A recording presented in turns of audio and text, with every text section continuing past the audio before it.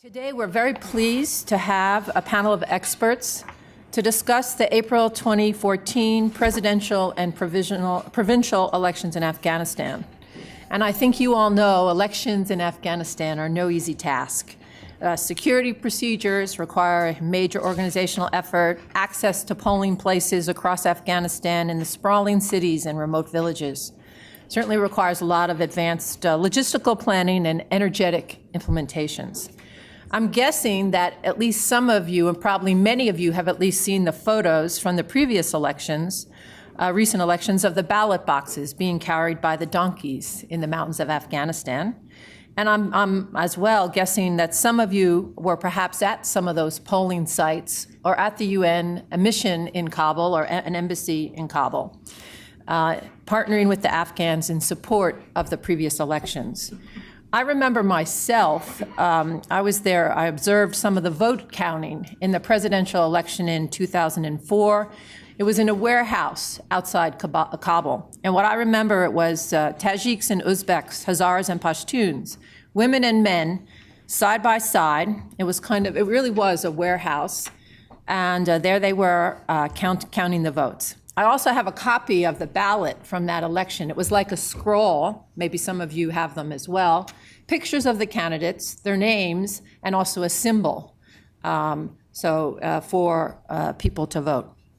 Anyhow, today's panel gives us the opportunity to increase the understanding of Afghanistan's current political passage, the security issues, governance, regional dimension, and socioeconomic outlook through the prism of the elections.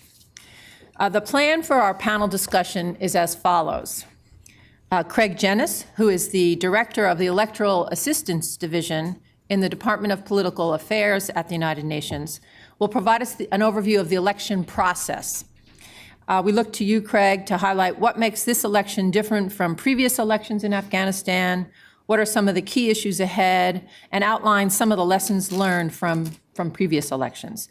Now, Craig is particularly qualified to do this, and you have his bio in the handout, but I wanted to just highlight some of his experience in Afghanistan on elections. He was the head of the Organization for Security and Cooperation in Europe's election support team to Afghanistan during the parliamentary and provincial elections in 2005. He was a member of the UN expert panel for the Afghanistan presidential elections in 2004, and he was the head of the International Organization for Migration Out-of-Country Voting Program in Iran for the 2004 Afghan elections. Our second speaker, Maureen van Bilgert, is co-founder and co-director of the Afghan Analyst Network. And we're looking to Maureen to provide a view from the ground and give some insights and perceptions of the political and civil society actors. She as well has extensive field experience in Central and South Asia. She has spent over a decade working and living in Afghanistan, Iran, and Pakistan. Maureen has also worked in the Netherlands as an asylum officer, she also worked in the Netherlands Embassy in Tehran. And she served as the political advisor to the EU Special Representative for Afghanistan in Kabul from 2004 to 2008. Since 2008, Maureen has been working as an independent analyst on Afghanistan, largely based in Kabul. We will then hear from Scott Smith. Scott is the director of the Afghanistan and Central Asia programs at the U.S. Institute of Peace.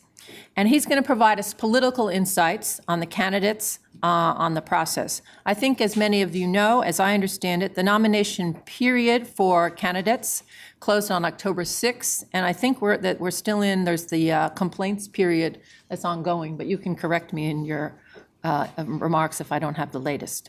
Like our other speakers, Scott, too, has extensive experience related to Afghanistan. He was here at the United Nations. I know he's very well known in this community, having been at the United Nations for about 13 years, focused on Afghanistan and democratization. Oops, I guess I was echoing. Scott served as a special assistant to the special representative of the Secretary General in Kabul from January 2009 to August 2010. And his experience in Afghanistan goes back to the mid-1990s.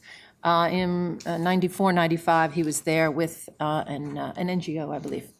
So we've asked our panelists to limit their remarks to about 8 minutes so that we have plenty of time for questions.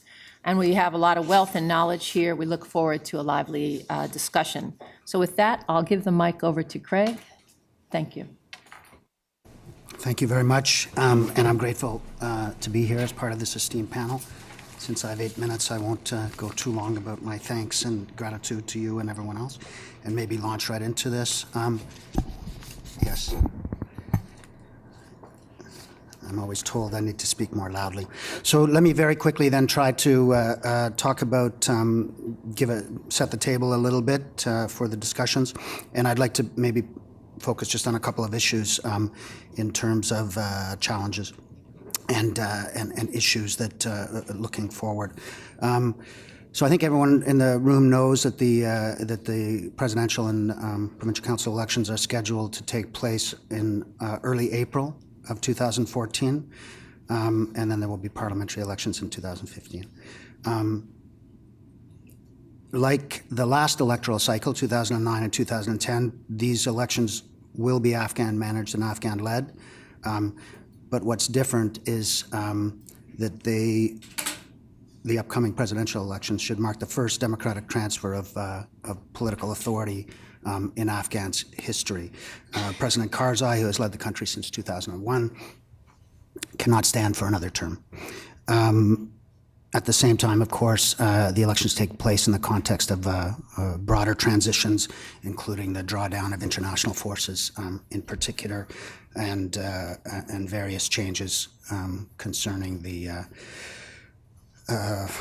relations of Afghanistan with its neighbors, and discussions about dialogue to end the insurgency. The elections will be managed by the Independent Electoral Commission, newly constituted, and a newly created Independent Electoral Complaints Commission. These are wholly Afghan, but they are supported technically and financially by the international community, including the UN. As you mentioned, Afghanistan is a complex place, not the easiest place to conduct an election. And I think that we have seen, most people in the room are familiar with the challenges that Afghanistan has faced in the last couple of electoral rounds. And I'll try to focus on a few things that have taken place that I think are positive, and then a few things that remain as broader challenges. Some differences, I think, from the last electoral cycle. The preparations for these upcoming elections, I think, are further advanced than previous polls. The rules of the game, the electoral legal framework, passed both the National Assembly, both houses of the National Assembly, and this was endorsed by the President, I think, which was a good thing. Fairly broad political consensus on the content. The commissioners, the heads of the electoral bodies, were appointed through a consultative process in accordance with the law, which is good practice everywhere, and I think particularly important in Afghanistan. A permanent electoral complaints body, which is part of the law, I think is something that is good now and for the future. There's movement towards normalization of the budgetary situation and efforts to make the electoral process more sustainable. I won't get into the detail of that, but I think that's good. Obviously, some of the things that one of the things that's different is there'll be lesser international security support for these elections. Although, of course, the Afghans have always had the lead on security. Let me see how much. Yeah. Let me go to a couple of issues that I think maybe I'll make 3 points.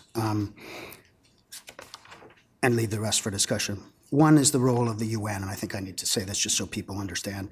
The elections are Afghan managed and Afghan led, and as I've said, the international community role is to support. The there's quite a substantial support package in place, led by by UNDP. But again, the leadership and the principal decisions are made by Afghans. The UN is, of course, neutral. We don't favor any candidate or any particular individual in this process, and our focus is on process and not the result. I think that needed to be said. But then let me focus on a couple of things which I think will be essential if these elections are to be and be seen to be credible. One, I think, relates to the issue of fraud and the prevention of fraud. Most people, I think, are aware of the complications surrounding fraud in the last set of elections. The point I want to make here is a general one. First, a general one. Whenever measures that are put in place to prevent fraud everywhere have an impact on enfranchisement and participation. There's a debate here in the United States, of course, about voter ID, and it's all about provisions to prevent fraud versus whether this will disenfranchise people. And Afghanistan is no different, and because of the security situation in particular, it makes this debate more important. We know the security situation is a huge challenge, and the complication that has been faced by the electoral authorities in the past and will be faced again is how to balance measures to discourage fraud, but at the same time protect the right of individuals and encourage the right of individuals, particularly in these sensitive areas, more so in the South, or the difficult areas in the South, allow these people to vote. And the reality is the Electoral Commission must find a balance. If they are extraordinarily strict on anti-fraud provisions, that will necessarily create lesser conditions for people to cast their ballots. A simple example is where you locate polling stations. And this will be a problem. It was a problem before, and it'll be a problem again. Do you try to create polling stations and send ballots and materials to to areas that are insecure and that the state may not have as complete control on as possible? This will, if you don't do it, you limit the possibilities of these people to vote. If you do it, you lose some of the strict controls that you would normally have and open the process up for more fraudulent activity. Issues of fraud are also complicated and participation are also complicated in the Afghan context, more so than in other places. Culturally, in some areas, it is acceptable, at least culturally, for tribal leaders to vote on behalf of their villages, for husbands to vote on behalf of the women in their family,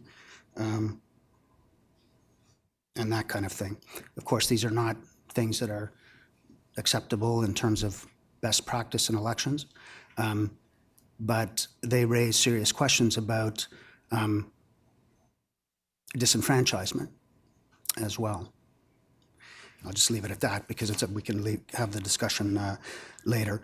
I think it's also important to note that the strict measures and the very good measures that took place, I think, in 2009 and 2010 to disqualify ballot boxes that had, fraudulent ballots in them, they also had a significant number of legitimate ballots. And this is a problem that exists everywhere. If you throw out a ballot box, you are normally throwing out a mix of legitimate ballots and illegitimate ballots. And again, it shows the complications of balancing measures to prevent fraud with measures to enfranchise people. There's no right answer, either in Afghanistan or anywhere else. But the real challenge of the Electoral Commission and the authorities and our efforts to advise them is going to be to find the proper balance. Because in the bigger picture, the legitimacy of the of the election, and elections are not ends in themselves, they're for a purpose. The legitimacy of whomever is eventually elected and their legitimacy to govern is dependent on or let's say, would be a little bit undermined if broad portions of the country are unable to cast their ballots, just as it'll be undermined by reality or perception of wide-scale fraud. So finding the right balance. Second thing I wanted to say is about trust and confidence, and I think I only have about a minute here, so I'd better be quick. It's important to remember that elections are technical processes, but they're fundamentally political. And the technical quality of an election is important, of course, but in the end, the true measure of an election is whether it, actually I'm reading exactly from what the Secretary General said, the true measure of an election is whether the public has confidence in the process and trust in the outcome. So continued efforts to build trust and confidence, I think, are important in a realistic understanding of what is achievable and not achievable is also part of this building of trust. I think there is a great deal of cynicism, both amongst the international community and perhaps parts of the Afghan society about elections. Whether this can be changed or not is difficult to say.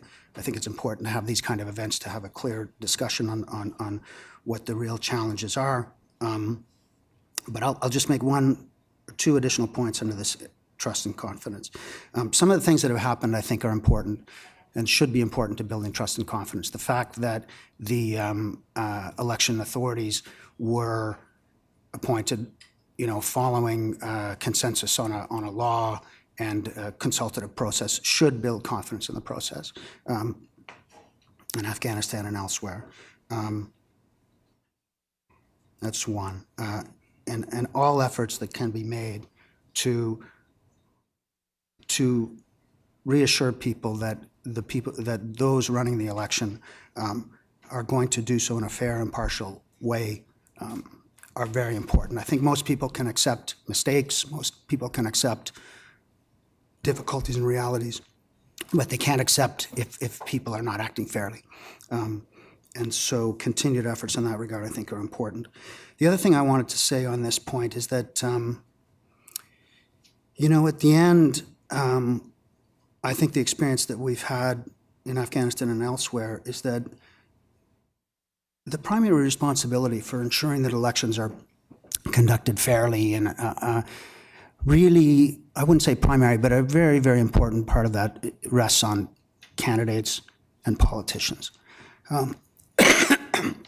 Again, I'll read from a statement of the Secretary General. The greatest responsibility for peaceful and credible election often rests with political leaders and candidates.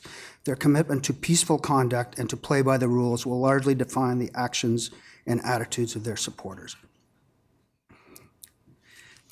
If, in many contexts, including Afghanistan, the weight of public perception and a lot of the efforts of the international community are placed on the electoral authorities, and the burden and the responsibility is largely placed on their shoulders. I think we all need to think about this a little bit differently. The Electoral Commission, as I said, is primarily responsible on the authorities, and they have to do absolutely the best they can in the most impartial, credible, and professional way. But at the end of the day, in Afghanistan and elsewhere, it's the politicians who will determine and the leaders who will determine whether ballots are stuffed into ballot boxes on their behalf, whether their people will conduct themselves and their supporters will conduct themselves peacefully and in accordance with the rules, whether they will take their complaints to the streets or whether they will take their complaints to the legitimate bodies and accept the decisions of those legitimate bodies. And at the end, whether they and their supporters will accept the outcome peacefully.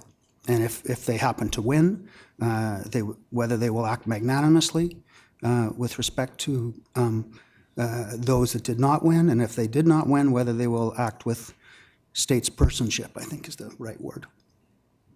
I think I'll leave it there, and I'm sorry I went a little bit over. No, thank you, Craig. I think you really helped introduce the process, and I look forward to the question and answer to go more deeply into those topics. So, Martine, we'll turn the mic over to you, and for perceptions from on the ground, from civil society, and your own views. Thank you. Yeah. Well, thank you for IPI for organizing this. I think it's very useful to have discussions like this. When it comes to the view on the ground, obviously these elections are part of a wider transition process. So they're also seen in that light. We're going to see a handover of power from the Karzai era to something new. And so that's being followed with a lot of interest and a lot of sort of wonder, what's it going to look like and where are we going to? Where are we heading to? Also a bit of nervousness. What's going to happen in the current security situation, probably with less troops, less international involvement. So there's some trepidation there. And there's a lot of energy. And that's what the elections have always done so far, is that the elections energize the whole political class. Everybody who feels that they represent somebody, everybody who would like to reposition themselves, strengthen their position, maybe gain new positions, is involved in that. And so it's a very energetic process where people go around trying to mobilize following, trying to pretend they have following, go and talk to candidates, decide who to ally themselves with, and there's a lot of activity around that. On the side of the voters, the people who are not involved in this process, there's a bit of aloofness. On one hand, there's interest saying, where are we going? Will it maybe bring something better? Will it somehow get out of control? And people have a fairly, I would say, basically the way people view it is they think that there's 4 factors that determine the outcome of the elections. And we wrote this in 2009, in the run-up to the 2009 elections, and actually what we've seen is that is still true and has actually become more true. What people believe is that the first factor that determines the outcome of the elections is international decision-making or international intervention. That it's the internationals who decide who will be the new president of Afghanistan. And that's a very strong belief. And so people are trying to find out who is the candidate of the internationals. The second thing that people believe is that the elections are being determined largely by deal-making, behind-the-scenes deal-making. And what we have actually seen is a whole process in the run-up to the election to actually agree on a consensus candidate. First of all, you try to get a lot of candidates to come together, but there was actually a push to try and decide who would be the new president of Afghanistan, to somehow decide the elections before you have the election, because that takes the contest out of it, and it takes the risk out of the election. Needless to say, that they didn't succeed in doing that. And actually, while we had the registration, we had this enormous frenzy. But that's definitely a dynamic that's going on. The third factor they think that will determine the elections is manipulation and fraud. And that's what people thought before the election, because they'd seen the 2004 and 2005. Now we've had 2009 and 2010 as well. So people really have a fair idea of how that happens and what happens. And it's basically in every single process of the election. It's in the run-up to the election, in the important decisions that are being made, which voter centers open, who can run as a candidate. Then on election day, basically everybody tries to do whatever they can, both in terms of mobilizing the vote, but also in terms of mobilizing manipulation. That's quite a messy process. But the real phase of the election, where that's most important, is what happens after election day, and that's exactly the process that Craig was also talking about. How will the IEC decide which votes to count and which votes to disqualify. And that's not a very simple decision to make, because if you disqualify everything that's suspicious, you get quite a skewed outcome. And if you really simplify it, in the safe areas, more people will vote, and it's harder to do fraud. In the unsafe areas, less people will vote, and it's easier to do fraud. And so if you have very strict disqualification measures, it's the safe areas that largely determine the elections. If you are very soft on fraud, it's the unsafe areas that determine, if you really simplify it. And so it's quite a difficult balance to find. But it also means that there's quite a lot of discretionary decisions to be taken. And that it's not always clear how you make the decision which votes to count and which not to count. So that means that process is going to be quite contested. All candidates will claim that there was fraud against them, and they'll all be right in differing measures. And so that's really a period that there's no real technical answer to that period. At some point, that needs to be determined by a consensus, more or less, that this is now the outcome that we've arrived at, and we're going to agree to how we arrived at that outcome. And in every single election so far, that has been different. There's been an improvisation. And so we don't know what the improvisation is going to be in this election. But yeah, looking ahead, my prediction is we will have a contested period. And at some point, something will have to come up that everybody agrees on. This is going to be legitimate. This is going to be the outcome, and it's quite a fraught process. So that's the third factor, manipulation, that people think will determine the election. And the fourth is their vote, and it's also in sort of declining order of importance. People do think that their vote has an influence, although sometimes they think they don't. It's really, in the perception of many people, the least important of the four factors. There is in every election a hope that somehow the international presence will offset that, and that somehow observation or arbitration or intervention by the internationals will be able to clean up the election or to stop fraud. So far, it has not been the case. I don't think it will be the case now either. There's just very strong factors that I think make it almost impossible to prevent fraud. It's really about how do you deal with it when it happens. And we have the absence of voter lists.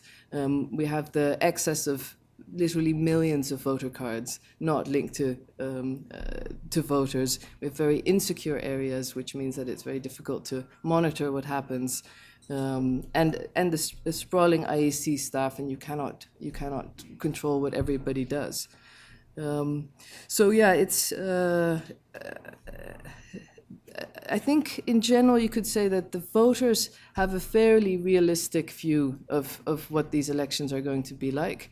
Would really like them to be different, but.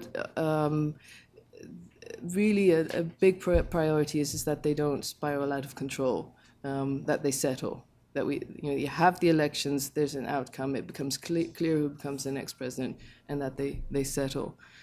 I'm not always sure that the international observers have the same realistic view.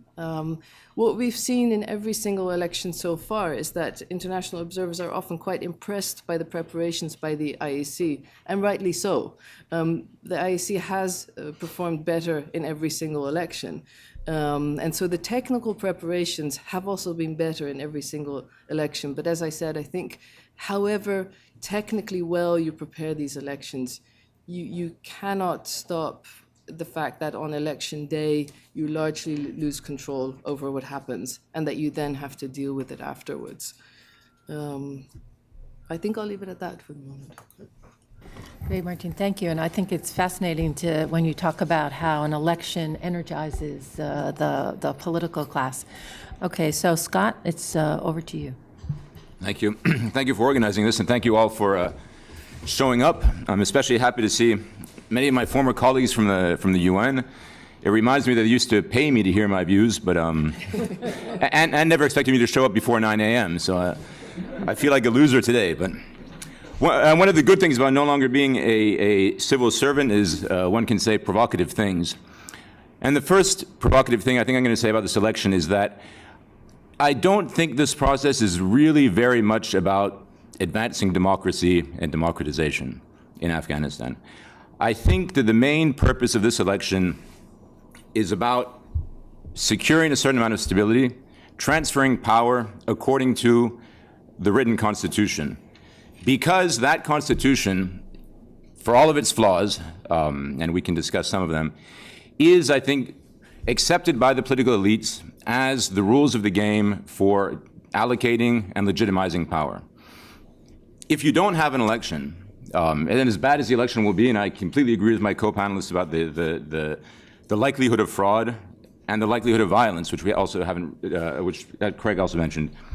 If you don't have an election, nobody knows who should be in power. And then if that becomes extended over time, I think those who hold power will revert to the other rules of the game that they know, which is basically the rules of armed conflict and the scenario of civil war. I think Thomas Rutig on Martine's website just recently wrote a piece about how all of the political parties who have political facades also have armed groups behind, and perhaps it's an indication that they're also prepared for an alternative scenario. So that, for me, is the key importance of the elections. And I think that, again, the elites have accepted this, and I think that's partly why we've seen so much engagement, so much energizing, as Martine has said, and so much willingness to participate. But fundamentally, as Martine's colleague Thomas Rutig has said, elections in Afghanistan are about collecting votes, not necessarily voters. The other important point about this election is the unprecedentedness of the situation. Craig has mentioned this is the first entirely Afghanized election, and I agree with that. There's a crucial point, though. In each of the previous two presidential elections, an international presence has been required, or at least has been there, to counterbalance fraud that has taken place. Craig himself was part of the first impartial panel in 2004 that was called in after we had problems with complaints about ink and other elements of the process. And in 2009, those who followed will remember the role that the internationally dominated Election Complaints Commission had to play to sort out the fraud that took place. Karzai has succeeded in the design of this legislative framework of having no internationals on the ECC. He's retained his ability to appoint members to the IEC. And I think this raises an interesting paradox, which is that he's managed to exert a fairly decisive influence over the design and the setup of the electoral institutions. But the question that I have is whether or not he'll be able to maintain the same sort of control and influence over the executive instruments of the state during the election. Now, why is this important? Under Afghanistan's constitution, there are immense powers given to the president. He has the power to appoint governors, district police chiefs, provincial police chiefs, virtually all of the positions that matter, especially in organizing an election and providing for security. My argument in 2009, when I was an international civil servant and had to toe the line, but my argument then was that those who argued that Karzai had orchestrated and perpetrated a centralized strategy of fraud, I thought was wrong. I thought a lot of the fraud happened at the local level by people who realized that their jobs depended on Karzai getting reelected and did the maximum. I think if you were going to organize a fraud in 2009, you would not have organized such a blatant, visible, and somewhat grotesque fraud that in the end did more damage to Karzai than to anybody else. Now all of these people on the local level are going to have to make their own bets about who's going to emerge. And that's going to create all sorts of calculations and jockeying and some interesting decisions. But what it fundamentally means, I think, is that what Karzai thinks should be the result of the election will matter far less than it might have in 2009. And again, it's part of the unprecedentedness of this situation. Given that Karzai can't run, I think his power is will wane, and that adds also to the uncertainty and the unpredictability because people are so used to having him as a central figure in Afghan politics. Let me make a point that Martine touched on the consensus building process that we had hoped would happen among the opposition candidates to create a more or less more unified, more solid opposition slate of candidates. What we had hoped was that a lot of the figures that are now candidates would actually unite behind one ticket, and they would end up contesting a ticket that would be more or less backed by Karzai. Neither has happened. There was despite a year of intense negotiations among all of these actors to try to see who would be the head of the ticket and then who would be part of the ticket, as perhaps not unexpectedly, they couldn't agree on who would be the head of the ticket, and so many of them have come out running their own tickets. On the Karzai side, he has also remained very coy about who he might support. There have been 4 names that are sort of part of the rumors and part of the indications from the palace, but he hasn't formally come out behind anybody. I wonder if this is not a miscalculation, because in the first poll that came out just the week after the first list of the 27 candidates, and the poll, it's early. Most people said they had no idea who they wanted to support, so it has to be taken with a large grain of salt. But it was interesting that of the candidates rumored to be favored by Karzai, they all did very badly. Abdullah came first, Ashraf Ghani came second. And it may be that once Karzai announces who he thinks should be the next president, that person will go up in the polls, but I'm beginning to wonder if it may be too late to have a decisive influence. On the nature of the coalitions that have emerged, I think the one that has obviously drawn the most attention has been Ashraf Ghani's candidacy and his alliance with Dostum. Ashraf Ghani is, of course, a former finance minister, a well-known technocrat and reformer, a man who in 2009 called Dostum a known killer, and in 2014 calls him an esteemed colleague. This took a lot of people by surprise, obviously, but it's, for me, a sign that Ashraf Ghani has decided he's going to play politics. Dostum is supposed to have had, it's supposed to control one of the largest vote banks and most reliable vote banks. And it's a calculation which perhaps has paid off, because he received 3% of the vote in 2009 and came in again second with about 20% of popularity in the first poll, for whatever it's worth. But what this candidacy does tell us, I think, is that this election is not going to be very much about programs and about ideas. It's going to be about personalities, about what they represent and what they represented in the past. And here, it's not just the mixing of the technocrat with the warlord. There's one key discussion in Afghanistan that could be a ideological difference, and that is whether the state should be centralized or whether the state should be decentralized and federated. I remember speaking a few months ago with the representative of Dostum's party during this whole consensus building process, and he had said, and he said, our party is committed to decentralization. Whoever we ally with has to be somebody who will commit to, at least looking at the idea of federalism. Ashraf Ghani is at the same time one of the foremost proponents of the unitary state and having a strong central state. So it's another sign that I don't think that we're going to necessarily have very many discussions about ideas, but I think there will have to be some at some points, because there will be eventually debates and there will be positions that have to be taken. The final point that I'll make is on the youth vote.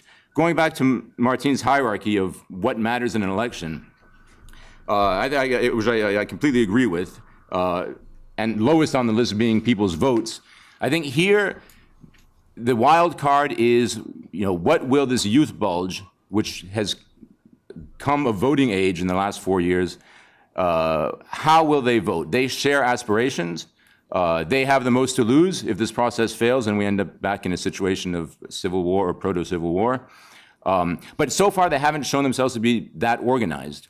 USIP, we were doing some research on this, and one interesting factor that seems to have come out is one of the reasons that they haven't necessarily been organized, or they haven't declared that they're going to play a role in the political process, or they haven't said what candidate they want to support, is because when they've been organized at a local level, they found themselves being co-opted by the warlords or the power brokers or the strongmen in the area.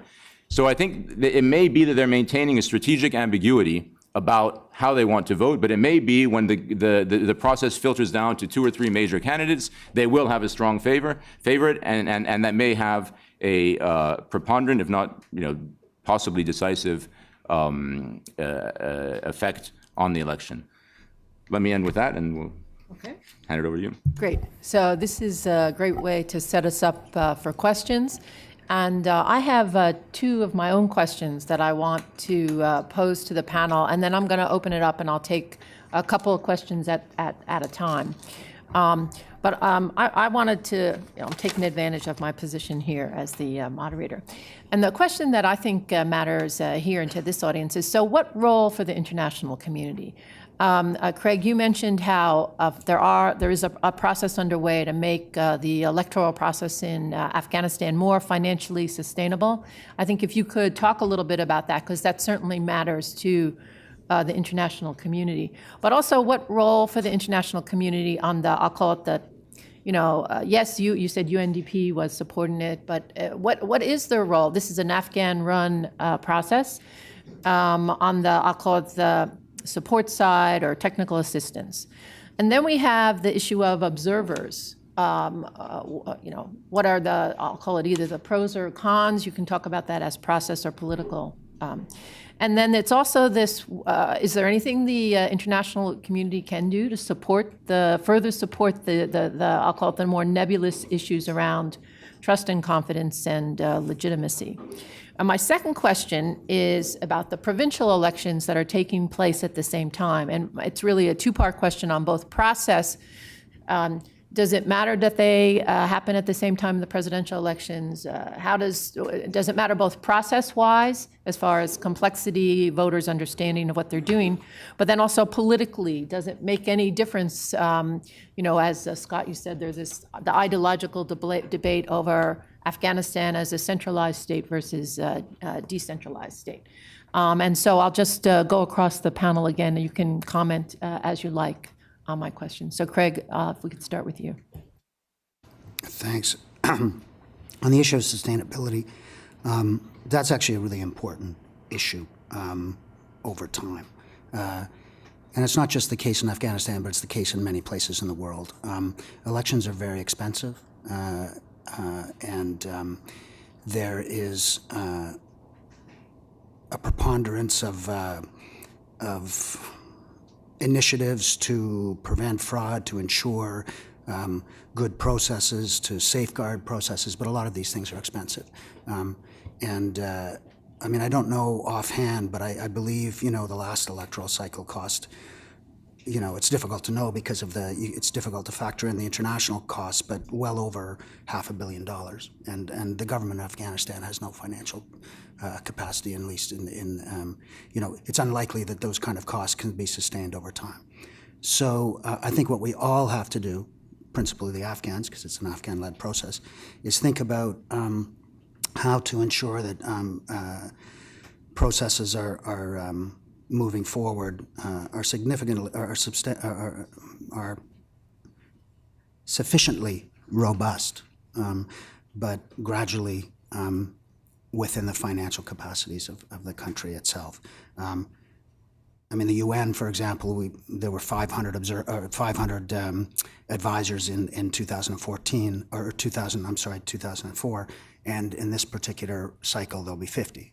So we're reducing our advisory role, and that's as it should be. But the overall costs continue to be quite high. I don't know what else to say there other than that, in the next cycle, which will be, the funds need to be in place for 2014, 2015, and we're really talking about the next one where a lot of work and planning has to be done. What was your second question? I wanted to actually respond to that. The provincial? Yeah, provincial council. You know, the only thing I would say on that, and this is a personal view and it relates to something that there is a view amongst some that, well, certainly technically it's more complicated, that's clear. Politically, my personal view is that I tend to support those that say that holding a number of elections at the same time, although it's politically complicated, sometimes, technically complicated, sometimes makes the politics easier because there are greater numbers of winners and losers at the end. And in some cases, and I really don't know in Afghanistan, but certainly in some cases, most recently in Kenya, the argumentation that was that part of the reason that things went off peacefully and results were accepted was because it was all the tension was not around a single race. Martine? Yeah. On the role of the international community, I think there's two ways in which the international community can and probably will play a role. And one of them is in the decision on when the elections will be settled and how. In the past, the UN had particularly the UN had a very direct role in that, and I don't think that's something that the UN wishes to replicate. But people will be looking at the international actors, at the UN, at diplomats, at the large countries as stakeholders in the process, and as partners that have to be part of kind of the consensus building. And so there will be a role there, possibly in mediation or at least having a say in the much more political process of how do we arrive at an outcome of the elections, that we can say, okay, this is it, this is where it ends, this is what the outcome is going to be. The second one is really on how are the elections being viewed, and in the past there was such a desire to have a good election and a good enough election that the country was already being congratulated with how well they went before it was actually clear how well they went, and there was really this tendency to sort of walk ahead and try to shape the story, and we're seeing a similar tendency now because there's this desire to have the elections to be part of a successful transition process, and a desire really not to have another messy story, and that risks being too positive too soon, which can actually look silly in hindsight. And so I think there's really something to be more careful and also be more clear about what the flaws in the process were, because it's really, I think for many Afghans, the greatest confusion was not so much that the process was messy, but that it wasn't acknowledged by the internationals who were supposed to be the upholders of the norms. So I think the acknowledgement of how the elections went is really important without dismissing them, because they do play an important role, also as Scott explained. The two need to be balanced. I think also we need to be careful with the messages that say we need to have better elections, and if we don't, we may have violence or things might spiral out of control. I actually think that it is within the capabilities of Afghanistan's political system to deal with quite a considerable level of crisis. So we'll have quite a tense situation probably around the elections, and there's a good chance that will be within the realm of what can be handled. There'll be a lot of posturing, and then it so far has every time died down, and there's a good chance that will happen again. I also think it's very useful, just as a message, not to frame the elections as belonging to one side of the war, So not to frame the elections and the simple act of having the elections as a victory over the Taliban, because that also makes them a target for that side, and you actually want to keep that out of the war. You want to congratulate the people, all the people of Afghanistan for having had an election. So that, I think, in terms of what the role of the international community can be. Observers and candidate agents are also a very sort of important, active, energetic part of the election. There's massive mobilization also of both independent observers and candidate agents. Particularly the candidate agents are often also sort of a show of strength, who you can mobilize. Their role differs. Sometimes they're very active, sometimes they just sit on a chair all day during election day.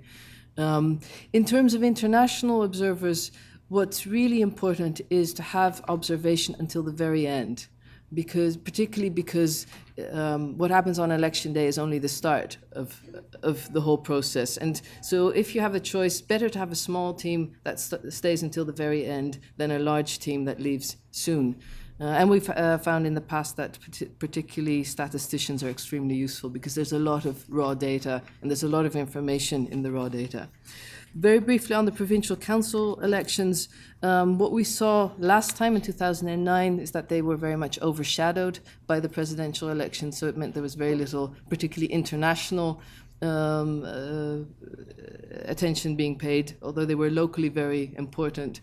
And that by the time the presidential elections were finally settled, nobody paid attention to the last complicated bits of the provincial council elections. In practice, what you often see is the linking of the two, and you can sometimes see that the fraud, for instance, that's being done for a certain presidential candidate is also being done for a certain provincial council candidate, where you sort of link the two. Thank you. Scott? Maybe a quick comment on the politics of the international community's role. In 2009, there had been accusations that the U.S. administration in particular had favored certain candidates and had acted directly in order to promote certain candidates and perhaps demote others. And that, I think, has partly led to Martine's number one point of the perception that, this is decided in foreign capitals anyway. So the lesson has been learned, and the approach now by the diplomatic community is extremely hands-off. The line is we support the process, but not any individual candidates, and I think that line I think it's the correct policy, and I think that line has been held. What was interesting is earlier in the spring, a number of opposition candidates were telling us, look, by not addressing these issues, by not appearing more involved in the electoral process, what you're basically doing is giving the advantage to the incumbent or whoever he supports, because you have to act as a sort of a balance. And we had heard this from so many different groups and candidates, so we raised it with some diplomats, and the answer I think that we were given was actually was correct, which is, so look, we hear this also. But the way we interpret this, when they say, you're scared and you're indifferent to get involved and you're learning the wrong lessons from 2009, is a way to draw us into a number of their internal conflicts and help them resolve them. Because the presence of the international community and the influence of the international community has been so preponderant over the last 12 years that they've gotten used to, in a way, playing us, but us also being eager to come in and try to resolve a lot of the problems within them. And now the message is, you guys are going to have to sort this out on your own. So not only has the organization of the electoral process been Afghanized, the politics of the process has also been Afghanized. And I think when we get to the moment that we undoubtedly will, that Martine described after Election Day, when there is contestation and there will be a need for these elites to come together and resolve it, that will probably largely have to be done, unlike in the past, without much intermediation from the international community. And there, I certainly hope Martine is right that they have the political resources and the consensus-building resources among them to do that. Great, thank you. So now the floor is open for questions, and so we'll take a couple at a time. So I think I'll start with Warren here in the front row. Thank you. Warren Hogue, IPI. Thank you, by the way, for a terrific panel. I mean, all of you speak specifically with experience and make a lot of points. I was thinking, I used to be a journalist. I would have taken a lot of notes if I'd been sitting there covering this panel. My question is about the Taliban. What is its attitude about the elections? Does the Taliban want to disrupt them or otherwise invalidate them? Does the Taliban have candidates, either proxy candidates or candidates of its own it's running? And is the question of whether to negotiate with and involve the Taliban in the political process or whether to confront them, even militarily, is that an issue in the election? So from the front row here. Thank you. Arlette Laurent, what impact does domestic issues in comparison to international issues have a role to play in the election process? Thank you. So I'm going to say maybe we'll start with you. I think probably Martine, Scott, I don't know if you have anything, Craig. On the attitude of the Taliban towards the elections, I think in general we're often guessing what the attitude of the Taliban is and what their policies are. So far what we've seen in previous elections that they've not gone all out against the election. There's been violence and there's been some attacks, but it's not been massive. It's not been the unleashing of a targeting of the electoral process. Partly possibly because if they're that strategic about it, to have there's this idea that actually the elections may play into their hand because they're so messy, because it leads to a government with questionable legitimacy, at least for a period. Locally, what you see is that there is involvement of Taliban, but it's not so much as Taliban, it's much more as local political players. So yeah, locally you will see that certain candidates are being supported or not, and there's anecdotal stories of people linked to the Taliban preparing themselves for the elections, gathering voter cards, etc. Doesn't seem to be centrally organized. Whether negotiating with the Taliban or not, or trying to defeat them militarily is going to be an electoral issue, we actually don't know. Campaigning on substance hasn't started yet, and we are not sure if it will. Because a lot of the process so far has been the mobilization of networks. Who links himself to whom and what do you bring with you? And so we may... and then the issue of dealing with the Taliban or not is a potentially divisive one.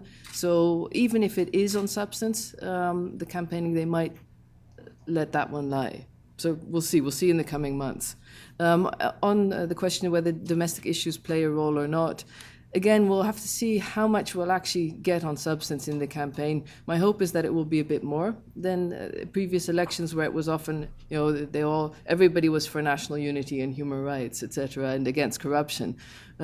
We may now see a slight sort of articulation of, for instance, the Sayaf ticket will be much more on the glories of the jihad, and Ashraf Ghani ticket much more on a vision for the future.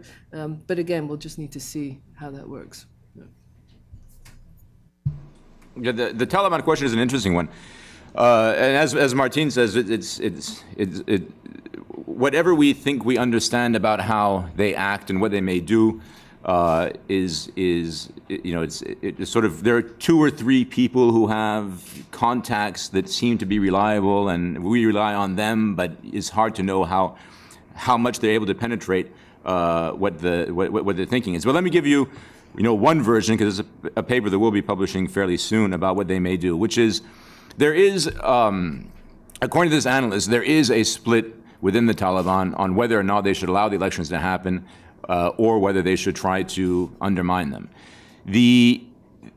If they were thinking in a politically strategic way, there are all sorts of permutations by which they could by intimidating in certain areas and allowing elections to happen in other areas, knowing who would support who, they could in a way decide who they would want to negotiate with, as the next president, if there was a negotiation process that emerged. I'm not sure that they have developed that sort of strategy.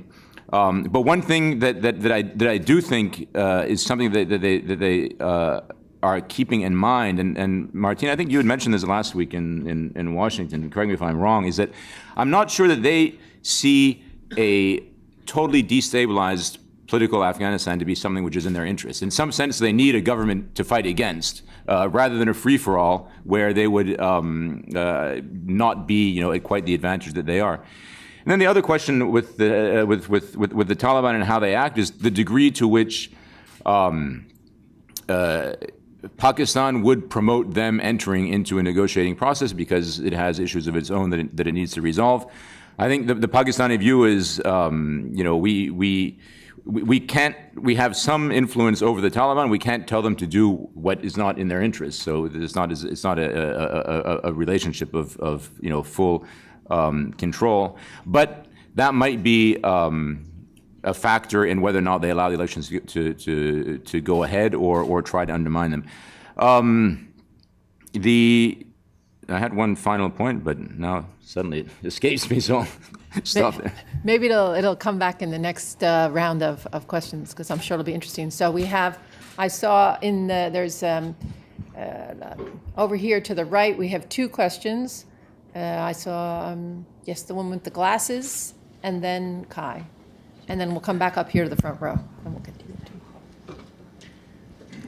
Thank you so much for your very interesting account. I'm Eveline Roymans with Oxfam.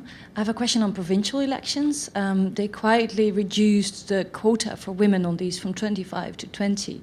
And many think this is a reasonable move because already getting 20% involvement will be a struggle. But could you tell me what is or will be done or should usefully be done to really get these places filled? And yeah, what the international community can do. Thank you. Good morning, Kai, currently an international civil servant. My question was also towards Scott, and also thank you, really, really interesting and loads of notes. My thing is, the thing about being honest, how would you suggest that they move it forward as currently international civil servants? Like, where can they target it? Where can they do it? In sense, how people feel a little bit uncomfortable being honest, calling a spade a spade. So from now having gone into the peace side of things, genuinely, as a former peace studies student and now an international civil servant, how can you guide us forward? Thank you. We have a question here in the front row. Okay. First of all, Atlassi from Diplomatic Mission of Morocco. I would like to thank the IPI and thank also the panelists for their good, let's say, expose. My question is, what is the regional influence as far as these elections are concerned? Because as we know, it's not only a question of having, let's say, as Mr. Smith said, personality that is going to have everybody, let's say, behind, but it's also a question of the, let's say, the regional influence sometimes.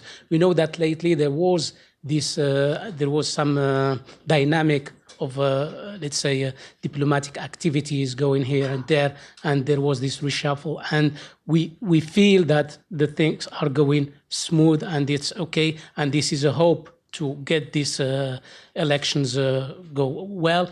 The other thing is that let's say this hope of the international community for giving this ownership for the Afghan people to take hold of their future themselves after, let's say, the departure of the departure of the international community. Let's say between brackets, the ISAF is going to finish its mandate by 2014 now, and it's going to start a new phase. So this is the issue. I would like to have a commentary of all, and thank you. I am going to take one more question here from the front row. Thank you, William Verdone. My question may be somewhat naive, but it goes back 40 years with the end of the monarchy and the last king, Zahir Shah. If there were a monarchy today, and Mr. Smith, you mentioned stability, and you mentioned the Taliban, would things be different? Thank you. Okay, so I think there's enough there maybe for everyone. So maybe we'll start with you, Scott, and we'll go across the table this way. Thanks. Yeah, of course, it's my throwaway line that gets me in trouble. I don't think that I said civil servants were not honest. I said that not being a civil servant would allow me to be provocative, which is different. I would not say either that any of my former colleagues here are dishonest, or that I was dishonest when I was among them. And an example of that, one of the analysis I had out of 2009, for example, which is one that I've repeated again in my more provocative life, is that the elections, those elections that in the press were seen as such a disaster and such a fraud and so delegitimizing to the process itself, to the IEC, to the Afghan government, that put in doubt our entire partnership with Afghanistan, was a terribly simplistic analysis. And I've tried to make the argument that to a certain degree, the way those elections were resolved was a success. I mean, I don't want to fall into a qualified success, let's say. Why? Because in the end, the institutions that were designated by law to resolve the issues resolved the issues. This crisis went on for 4 months, from the announcement of results until the pseudo resolution of the election. And every week we would ask ourselves at the UN, have we hit the wall yet, or is there still something that this process can yield? Do we need to go into some sort of extra constitutional interim government that I thought would be extremely dangerous for the reasons I said at the very beginning, because there would be no more rules that were accepted. And in the end, we never hit that wall. It was messy, it was uncomfortable, it was painful, it was not entirely, I mean, there were shortcuts and so forth, but it was resolved according to the institutions, and I think that point has not been sufficiently acknowledged. But that's again a point that I've tried to make at the time, and it was self-serving, but I continue to make it, and it's equally self-serving. I think that being said, I'll let the tough questions about the women's quota and whether or not things would be better if there was a monarchy to my colleagues, so I don't take up all the time. Okay, so Martine. Oh yeah, sorry. I'll take the question on the monarchy and on the ownership of the elections, which in a way also goes to the question of do elections belong in Afghanistan and in Afghan politics? There's a tendency sometimes for outside observers to say if they're so problematic, if they're so, should they be there? Is this not something that we've imposed on Afghanistan that doesn't work, that doesn't fit with the culture, etc. I personally think that the fact that they're problematic is not because of the system, but it's because of trying to organize something in a country where rule of law is very weak, and basically where if you have power, you use it, and you don't have to listen to things like rules or laws, and I think that's the fundamental problem. And so even if you would have a different system, that would still be the problem. Yeah, it would still be the issue that if you have power, you feel you don't have to follow either the laws or the cultural norms. So a different system would not necessarily be better. And I also believe that by now the elections have become very much an integral part of the political process in Afghanistan. You can change it, but you won't necessarily solve the problems. If things would be better if there were a monarchy today, it obviously depends on what kind of monarchy and how that monarchy would behave and to what extent that monarchy would be accepted by the population. But it would have obviously the advantage or the characteristic that you don't have to go through this process every few years of trying to figure out who's going to be the next one. So you'd have obviously much less participation of the whole political class and the population, but you'd also have a bit less upheaval. So then it really would depend on, again, how well it worked. But there was, I think, a sense after the fall of the Taliban among a part of the population that basically society would go back to the pre-war period, which was the monarchy. And you can't go back because society has changed. So it would have been anyway something new that would have had to be recreated. Okay, Craig? On the first question, yeah, of course, the common narrative is that, members of the international community are afraid to speak out, and of course this relates a little bit to what intergovernmental bodies can say and what they can't say, and what NGOs can say and what they can't say. But my hope this time is that when we're looking at this, we have to, and I think events like this are helpful, and I think actually I'm a little bit optimistic about this whole thing. Do we have a clear understanding, first of all, about what we mean by success? And this is a broad question that exists in the whole world of elections. Is a successful election one where, it meets some kind of notional international standards that, that may be articulated in various instruments? Or is it one where, the will of the people and the people themselves accept the outcome? And that's sort of the broad sides of the debate. And certainly I think in Afghanistan, in my personal view, and certainly the SG's spoken a lot about this recently, every election is flawed. I mean, I'll talk about Canada. I could talk about the United States. In Canada, we don't allow domestic or international observation. Our voter register is about 90% accurate, meaning 10% inaccurate. We allow people to come on the day and cast their ballots, even if they're not on the voter register. The United States has a system where you can win the presidency with the lesser amount of votes. Every system is technically imperfect. Do we judge the success of an outcome by the technical processes or the compliance with various best practices, or do we judge it by whether the people themselves accept the outcome? And for me, I think that's obvious. And referring to the Universal Declaration of Human Rights, it only mentions elections once, and it says that elections. It says the basis of the legitimacy of government is the will of the people, and the way of determining the will of the people is through genuine and periodic elections. So the purpose of elections is to determine the will of the people, and for me, if the will of the people is respected, then that's enough. But that's a broader and sort of in the air discussion. But do we really have a clear-headed understanding of what the challenges are and what's happened in the past? I think a lot of the things I agree with what you've said. I think it's very important that people understand, and that's why I tried to make that as one of my most important points, that nobody wants to see fraud. But the flip side, the other side of the coin of anti-fraud, or the other side of the coin, is participation. And people have to understand that you cannot just say, well, all we're going to do is prevent fraud, and not think about participation, because that in itself is also a violation of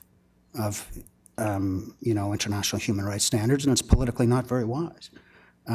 So finding this balance is important, and the focus on fraud is important, and I think everyone has to do what they can to prevent it. But I hope that also through events like this, people will also begin to, when they think about fraud, they also think about participation. I'll make one more point, and it's about a clear understanding of what's gone on and what doesn't go on. And this, in your 2009 paper, I read one of the most important things for the international community, I think you said, is really to try to get a grip on what happened and didn't happen. Because you can't take action, whether it's quiet and behind the scenes or whether it's public, unless you really understand the situation. What is really a problem and what is a problem of perception? I'll take the example of the voter cards. And here, my view is not necessarily popular, but I hold it quite strongly, and I think it's increasingly held also in Afghanistan. Yes, there are millions more voter cards out there than there are voters. Now, I would also add that in my country, I mean, I actually happen to have 3 driver's licenses because I've lost them twice. But that's a separate issue. But what does this preponderance of voter cards mean? Largely, I think it's about multiple voting. And the allegation is that somehow these are used for people to vote in numerous ways. But I think if you look at all the reports, the observer reports and the general view, and I think it's, certainly the IEC holds that view, multiple voting was not really a major problem in 2009 and 2010. The real problem was stuffing of ballot boxes, particularly in these insecure areas. So for me, the issue of these cards, now I'm not saying, it's actually a real problem, but it's more a problem of perception than it is a reality. And this also, one, it's important that people understand these things so that they can target their, or have a clearer idea of when they're analyzing things. And second, it's very important for a sort of common understanding around these things so that the authorities, the IEC in particular, can take measures, the right measures, targeting the right issues to try to, find the right balance in all of this complicated situation to have as credible election as possible. And I'm not going to address the monarchy. I'm no expert on that. Actually, on women, I should just mention on women. Personally, not speaking on behalf of the UN, I was actually disappointed in the reduction of the quota from 25 to 20%. I think Afghanistan, like numerous countries in the world, the majority has signed the Convention on the Elimination of Discrimination Against Women, and General Recommendation 25 is very clear that all member states have to take measures to increase the participation of women. I would use this as a platform to say this is a problem not just in Afghanistan, but all over the world. The fact that we have around 20% women in parliaments, in national parliaments around the world, including in the majority of Western democracies, we're well under 30%, which is the Beijing target. This is a problem for all of us.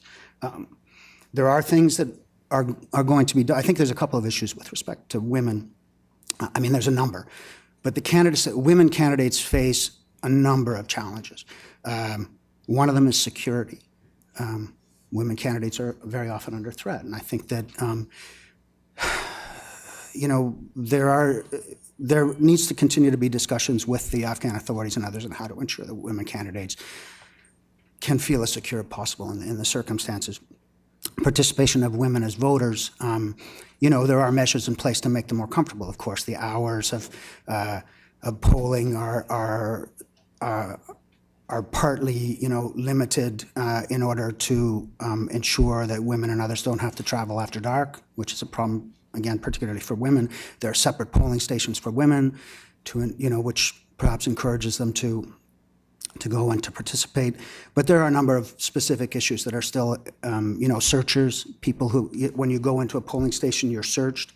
And in Afghan culture, it's really a problem if that person is a male. In the past, they have had problems getting enough searchers who are female. They've used older men, which is a little more culturally acceptable, but I think that a lot of thinking is being done now and more needs to be done, and resources perhaps need to be directed to doing everything that we can to make, or that they can, to make women candidates more comfortable and secure. Okay, so I think, Scott, you remembered your point, so we'll ask you to be brief, and then we'll wrap. I just want to make one quick follow-up point to what Martine had said about the problem of the elections in Afghanistan, or in their quality, being a reflection of the fact that the rule of law is weak and institutions are weak. And I wanted to echo that point because the sort of doctrine or the philosophy that we use in these transitions is, let's use the electoral process as a way of transforming society into something which is, more civil and more peaceful and so forth.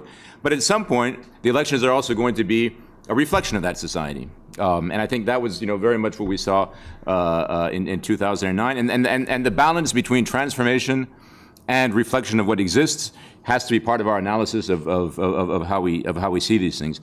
And then to Craig's point about the will of the people, I began by giving a very minimalistic and instrumental definition of what I thought the role of these, elections was in this process of political transition and the very difficult year of 2014, in which international troops are also leaving. But I wanted also to say that these elections could be much more. Everything is in place in terms of the technical preparations for them to be part of a national dialogue on reconciliation, an expression of people's interests, and so forth. It depends on participation. It depends on candidates and the messages and the tone they set. So they could be much more than that, but there's not a huge amount that we can do, I think, to determine which way and what role and what function the elections will play in the end. So anyhow, I want to thank each of you, Craig, Martine, Scott. I think has been a great and in-depth discussion, and I thank all of our participants coming out here, the audience, bright and early for a good discussion on some very difficult issues. So thank you all. Thank you very much.